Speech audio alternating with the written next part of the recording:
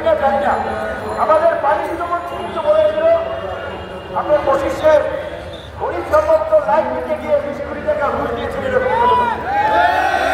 কারণ ঘুষ ছাড়া কাজ হয় না। এখন ওনার হয়তো 100 কোটি টাকা 1000 কোটি টাকা মোদারা চুরি 20 কোটি টাকা ঘুষ দিয়েছে। অনেকে তো 20 কোটি না 20 লাখ টাকাও চালান নাই, তার তো 20,000 টাকা দিতেও দেয়। আর এই 20,000 টাকা কেন দিবেন? আজকে ওসির সাহেব বাণিজ্যমন্ত্রী হয়েছে, তার তো উচিত যে এই শিল্প উদ্যোক্তাদের পাশে থেকে, যেহেতু তিনি সরকারের পান, এই গ্যাস লাইনের দীর্ঘসূত্রিটা কিভাবে নিরসন করে সহজ পদ্ধতিতে লাইন দেওয়া যায় সেই বিষয়ে পদক্ষেপ নেওয়া। আপনারা দাওয়াত করেছেন, আমরা জনগণের জন্য রাজনীতি করি, জনগণের অধিকারের কথা বলি, সেই দায়বদ্ধতা থেকে আপনাদের এখানে এসেছি, আকাঙ্ক্ষা পোষণ করেছি। আপনারা আপনাদের প্রচেষ্টা চালিয়ে যান। এই দেশে আপনাদের পরিস্থিতি এমন, সেটা বলে বাচ্চা না কেন্দ্রে মাও দুধ দেয় না। আন্দোলন সংগ্রাম ছাড়া এই দেশে আসলে দাবি দেওয়া আদায় হয় না।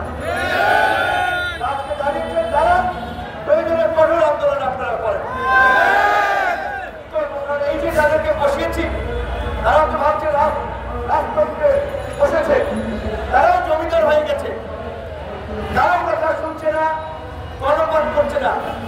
এই যে হঠাৎ করে 106টা পদ্ম সেবা আপনার ভ্যাট এবং শুল্ক বাড়িয়ে দিয়েছে, রাজনৈতিক সরকারও এই দুঃসাহস দেখায় না। আপনি রেস্টুরেন্টে খেতে যাবেন, সেইখানে আপনাকে 5% ভ্যাট দেওয়া লাগবে। আপনি সুপারশপ থেকে বাচ্চার জন্য দুধ কিনতে যাবেন, সেখানে আপনাকে এই 5% ভ্যাট ট্যাক্স দিতে হবে।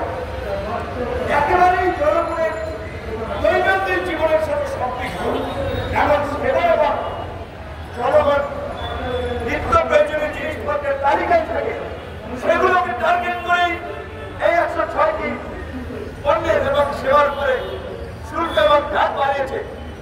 এটাই সরকারের উচিত হয় নাই, কিন্তু তারা করছে। কারণ আমরা ভাবি আমাদের সরকার গণতন্ত্রের সরকার, তো তারা মনে করছে তারা যা করবে তাই আমরা বৈধতা দেব। পরিষ্কার ভাবি এই অনতিবিলম্বে শুল্ক এবং ভ্যাট প্রত্যাহার করতে হবে। আপনারা যদি সিদ্ধান্ত নেন, এর বিরুদ্ধে আপনাদের আন্দোলন ফেস করতে হবে। কিছু অনভিজ্ঞ উপদেষ্টারা যেই দিকে যাচ্ছে, আর একটা 111-এর পরিস্থিতি তৈরি করছে। মানুষের মনে শান্তি নাই, বাজারে জিনিসপত্রের দাম বৃদ্ধি, মানুষের হাতে পয়সা নাই, ব্যাংকে পয়সা নাই, ডলারের দাম বৃদ্ধি, আরেকটা নৈরাজ্যের দিকে দেশকে নিয়ে যাচ্ছে, যেটা আমরা দেখতেছি।